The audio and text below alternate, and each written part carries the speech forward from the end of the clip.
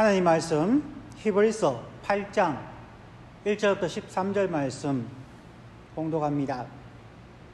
지금 우리가 하는 말의 요점은 이러한 대제사장이 우리에게 있다는 것이라. 그는 하늘에서 지극히 크신 이의 보좌 우편에 앉으셨으니 성소와 참 장막에서 섬기는 이시라.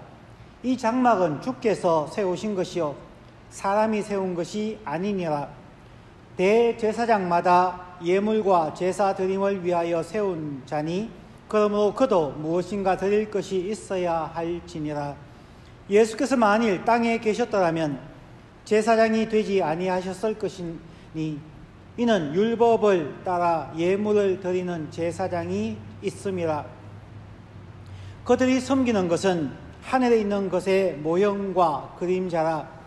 모세가 장막을 지으려 할 때에 지시하심을 얻음과 같으니 이러시되 삼가 모든 것을 산에서 너에게 보이던 본을 따라 지으라 하셨느니라. 그러나 이제 그는 더 아름다운 직분을 얻으셨으니 그는 더 좋은 약속으로 세우신 더 좋은 언약의 중보자시라. 저 첫 언약이 무엄하였더라면 둘째 것을 요구할 일이 없었으려니와 그들의 잘못을 지적하여 말씀하시되 주께서 이러시되 볼지어다 날이 이르리니 내가 이스라엘 집과 유다 집과 더불어 새 언약을 맺으리라. 또 주께서 이러시기를 이 언약은 내가 그들의 열조의 손을 잡고 애굽 땅에서 인도하여 내던 날에 그들과 맺은 언약과 같지 아니하도다. 그들은 내 언약 안에 머물러 있지 아니하므로 내가 그들을 돌보지 아니하였노라. 또 주께서 이러시되 그날 후에 내가 이스라엘 집과 맺을 언약은 이것이니 내 법을 그들의 생각에 두고 그들의 마음에 이것을 기록하리라. 나는 그들에게 하나님이 되고 그들은 내게 백성이 되리라. 또 각각 자기 나라 사람과 각각 자기의 형제를 가르쳐 이르기를 주를 알라 하지 아니할 것은 그들이 작은 자로부터 큰 자까지 다 나를 알미라. 내가 그들의 불의를 긍휼히 여기고 그들의 죄를 다시 기억하지 아니하리라 하셨느니라. 새 언약이라 말씀하셨음에 첫 것은 낡아지게 하신 것이니 낡아지고 쇠하는 것은 없어져 가는 것이니라.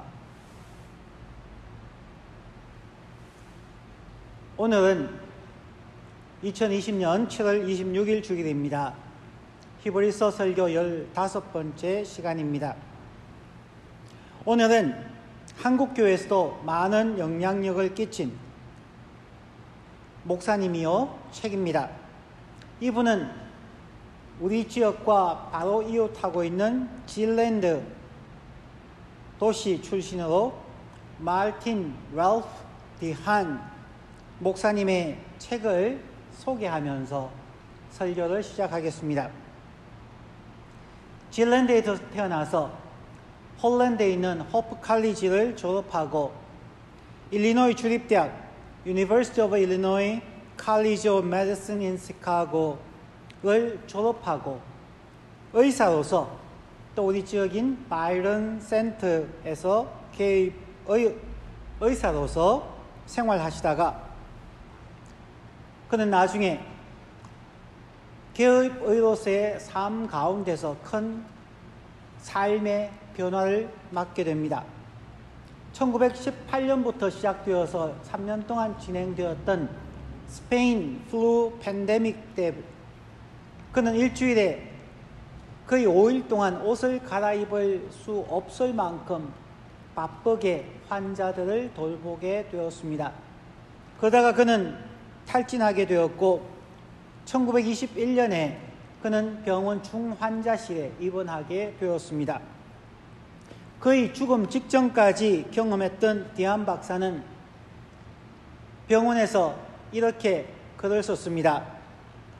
나는 그때 성령으로 거듭났다. 그리고 그때 그는 하나님에게 말했습니다. 나의 생명을 건져주시면 하나님을 섬기겠습니다. 디안 박사는 그렇게 그의 중한 병에서 회복되어지고 중생을 체험하면서 그의 삶에 큰 변화를 일으키게 됩니다. 그는 홀랜드에 있는 웨스턴 신학교에 입학하여서 공부를 하고 개혁주의 목사로 사역하게 되었습니다.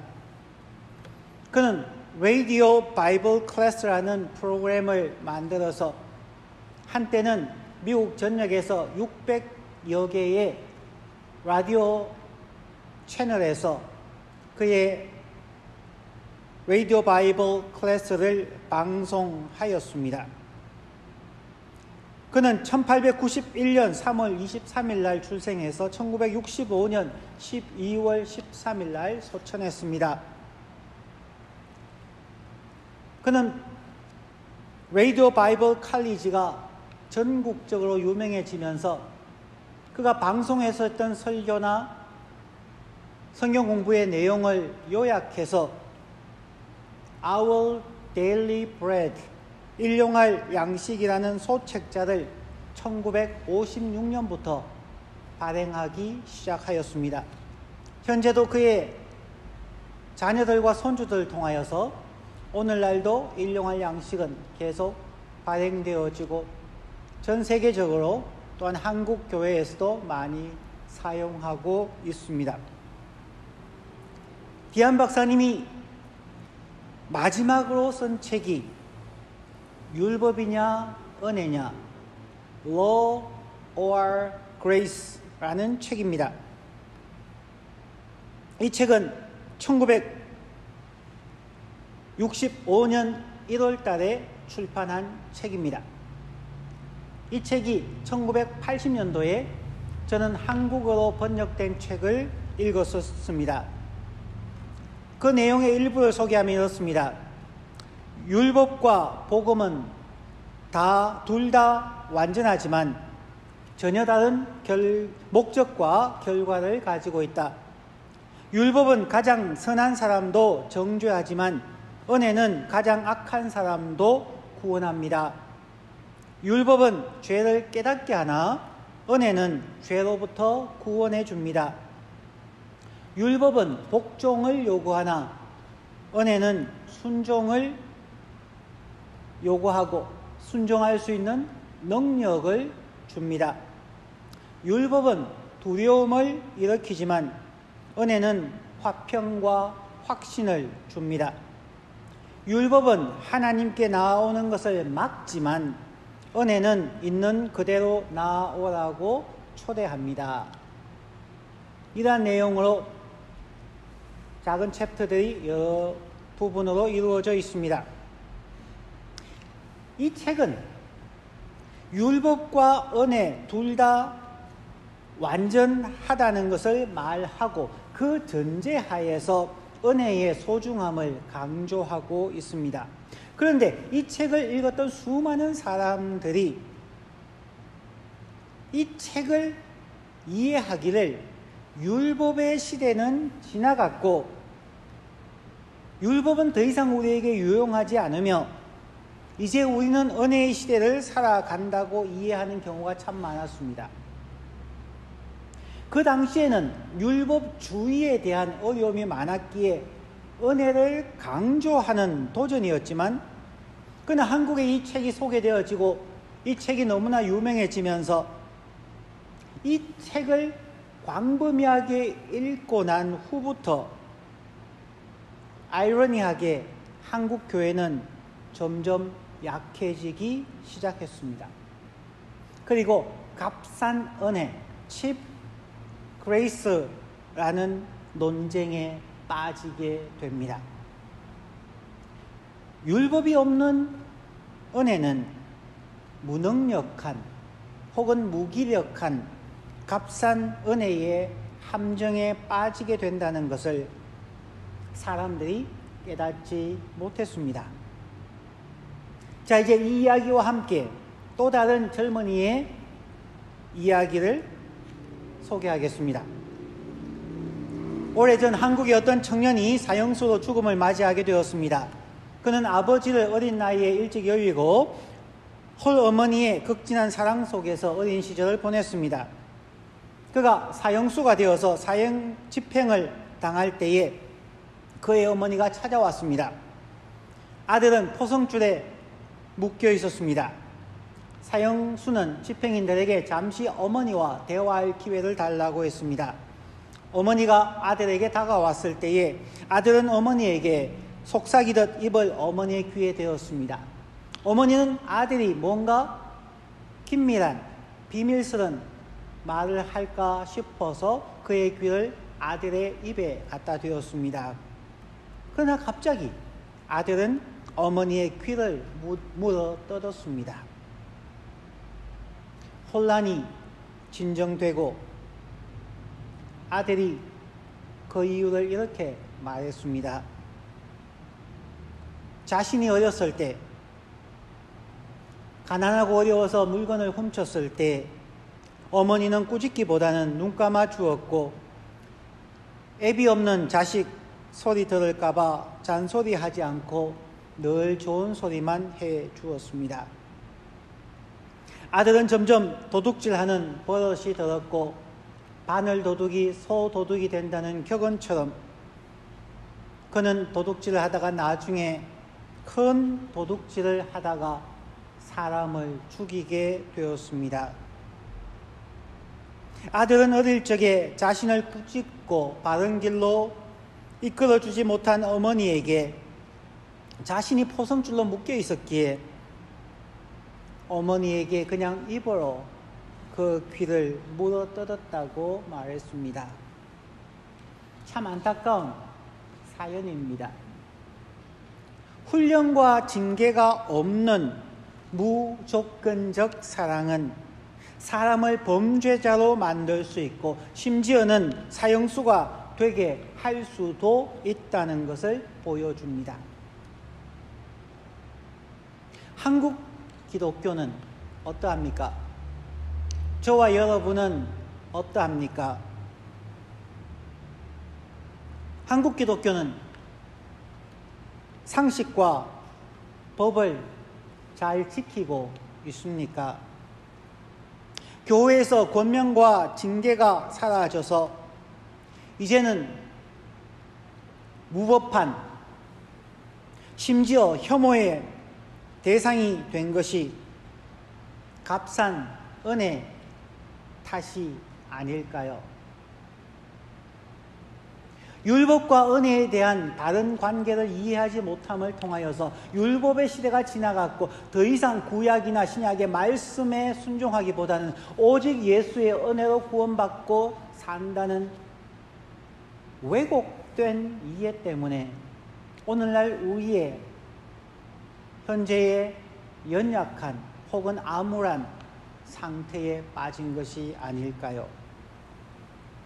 오늘은 히브리서 8장을 통하여서 율법과 은혜, 오늘 성경의 본문의 표현으로는 첫 언약과 새 언약에 대하여서 정리해 보겠습니다. 오늘 본문의 첫 번째 부분은 예수님은 새 언약의 대제사장이라는 것입니다. 1절, 7절, 8절, 13절을 읽습니다. 지금 우리가 하는 말의 요점은 이러한 대제사장이 우리에게 있다는 것이라. 그는 하늘에서 지극히 크신 이의 보호자 우편에 앉으셨으니 7절 저 첫 언약이 무엄하였더라면 둘째 것을 요구할 일이 없었으려니와 그들의 잘못을 지적하여 말씀하시되 주께서 이러시되 볼지어다 날이 이르리니 내가 이스라엘 집과 유다 집과 더불어 새 언약을 맺으리라. 13절 새 언약이라 말씀하셨음에 첫 것은 낡아지게 하신 것이니 낡아지고 쇠하는 것은 없어져 가는 것이라. 이 부분은 예레미야 31장에 나오는 유명한 새 언약에 대한 예언의 말씀의 성취입니다. 오늘 본문에서 언약이라는 단어가 여러 번 나옵니다. 또한 율법이라는 단어도 나옵니다. 즉 언약, 새 언약과 첫 언약 율법의 관계에 대해서 설명하고 있는 본문입니다. 오늘 본문의 시작은 예수님은 우리의 대제사장이다 라는 주제를 히브리어에서 반복적으로 강조하고 있음을 보게 됩니다. 히브리서 8장에서는 예수 그리스도가 새 언약의 대제사장임을 강조합니다. 그러면서 7절에서 첫 언약이 무엄하였더라면 둘째 것, 즉 새 언약을 요구할 일이 없었거려니와 라고 말합니다.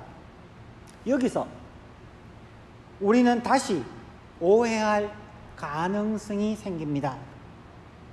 첫 언약, 즉 율법이 흠이 있다는 말일까요? 디안 박사님도 그의 책 율법이냐 은혜냐에서 분명하게 말하고 있습니다.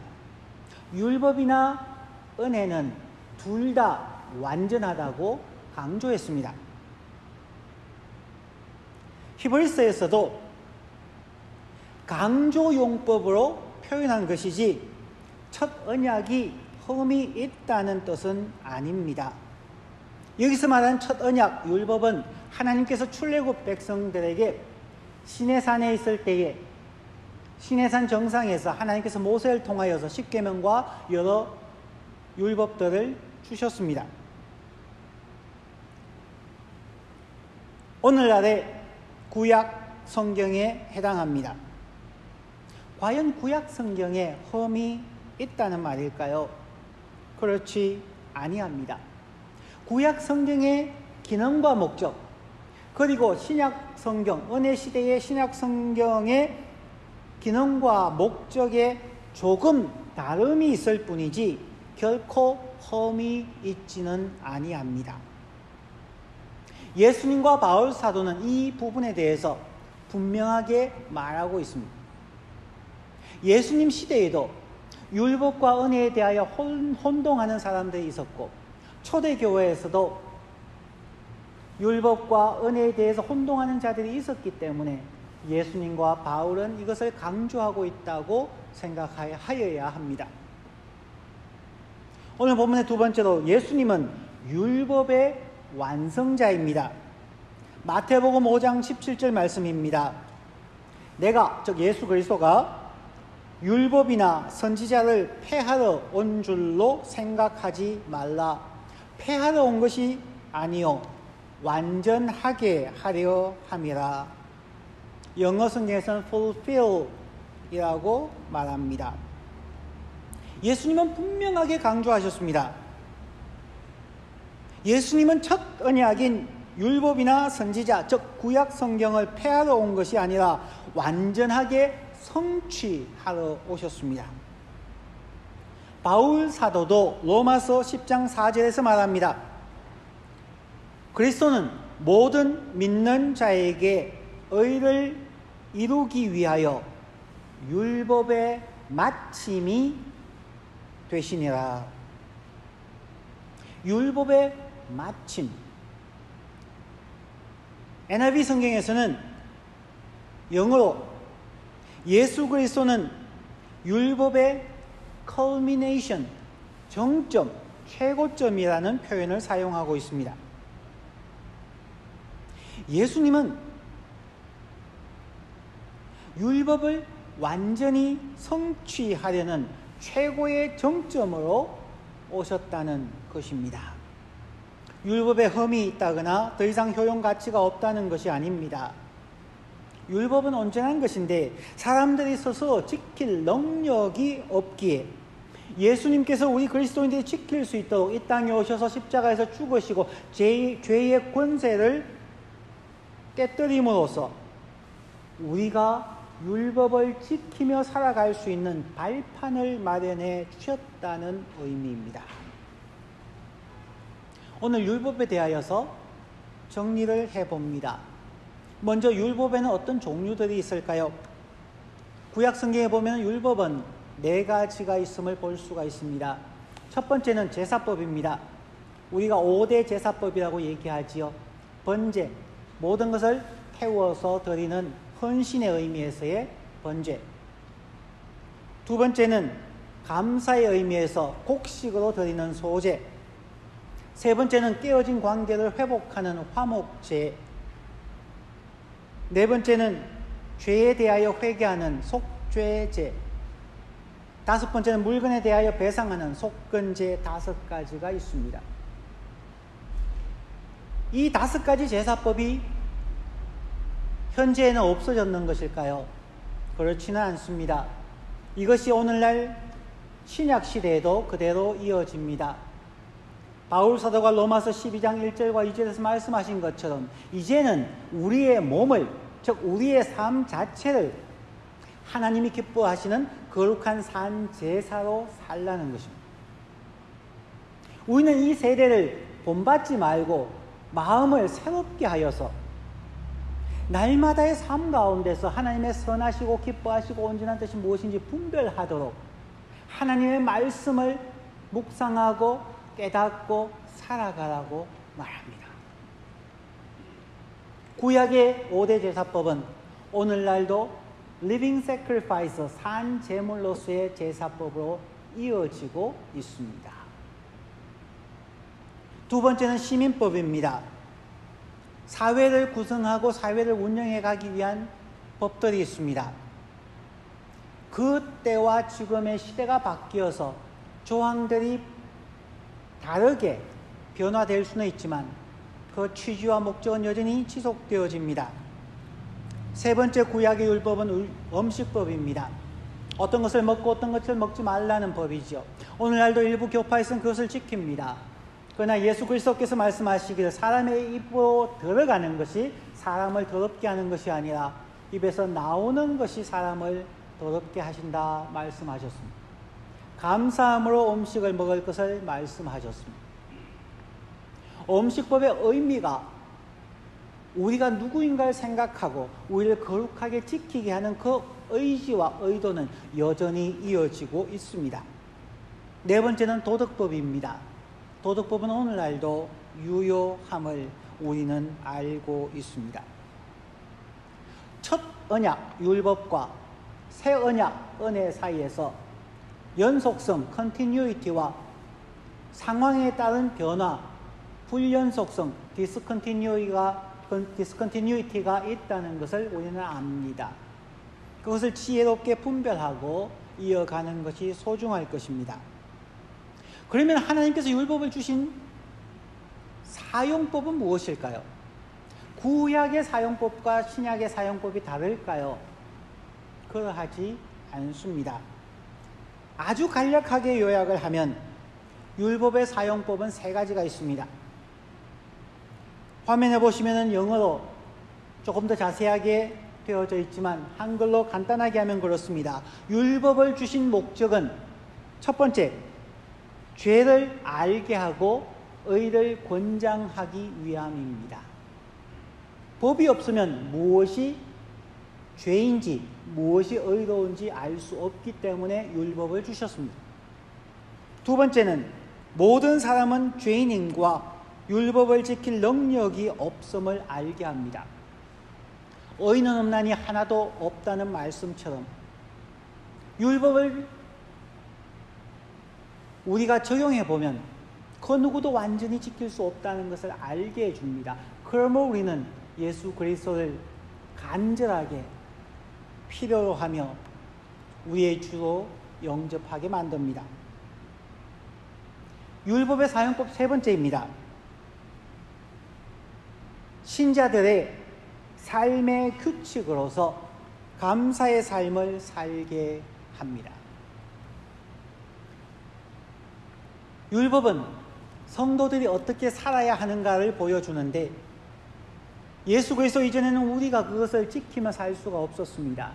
그러나 이제 예수 그리스도로 인하여서 예수 그리스도의 십자가로 인하여서 우리가 새 생명을 얻게 되었고 말씀을 순종할 수 있게 되었기에 이제는 우리에게 주신 이 삶의 규범으로서의 율법, 첫 언약 그리고 새 언약을 감사함으로 지켜 나아가게 하신다는 그런 의미입니다. 오늘 말씀을 정리합니다. 예수 그리스도는 새 언약의 대제사장입니다. 율법을 스스로 지킬 수 없는 우리에게 은혜를 베풀어 주셔서 예수 그리스도께서 완성하신 율법, 즉 하나님의 말씀에 순종할 수 있는 능력을 우리에게 주셨습니다. 그리고 성령 하나님께서 우리 안에 거주하시면서 위로하시고 중보기도 하시며 우리에게 순종할 수 있는 능력을 주십니다. 첫 언약 율법과 새 언약 은혜는 밀접하게 연결되어져 있습니다. 예수님은 요한복음 14장 21절에서 말씀하셨습니다. 나의 계명을 가지고 지키는 자라야 나를 사랑하는 자니 나를 사랑하는 자는 내 아버지께 사랑을 받을 것이요 나도 그를 사랑하여 그에게 나를 나타내리라. 예수님은 사역 중에 구약 성경을 자주 인용하셨습니다. 그리고 그 구약의 성경을 설명해 주시고 더 풍성하게 해 주셨습니다. 예수님은 말씀하셨습니다. 나의 계명, 즉 구약 성경을 포함한 예수 그리스도의 말씀을 가지고 지키는 자가 하나님을 사랑하는 자입니다. 이 계명을 지키는 자에게 하나님의 사랑이 임할 것이고 예수 그리스도도 그에게 자신을 나타내 주신다고 말씀하셨습니다. 율법과 은혜는 매우 밀접하며 이 모두는 완전하며 이 모두는 하나님의 지혜에서 나왔습니다. 우리 모두가 주 예수 그리스도를 믿고 그 은혜 안에 살아가면서 하나님의 말씀 구약과 신약 전체를 잘 배우고 이해하며 순종함을 통하여서 새 언약의 대제사장 되신 예수 그리스도의 은혜와 축복을 그리고 그분의 능력을 우리의 삶에서 체험하며 살아가시는 은혜를 우리 모두가 누리시기를 간절히 축원드립니다. 함께 같이 기도합니다. 말씀 생각하시면서 함께 결단한 기도를 1, 2분 합심하여 기도하겠습니다.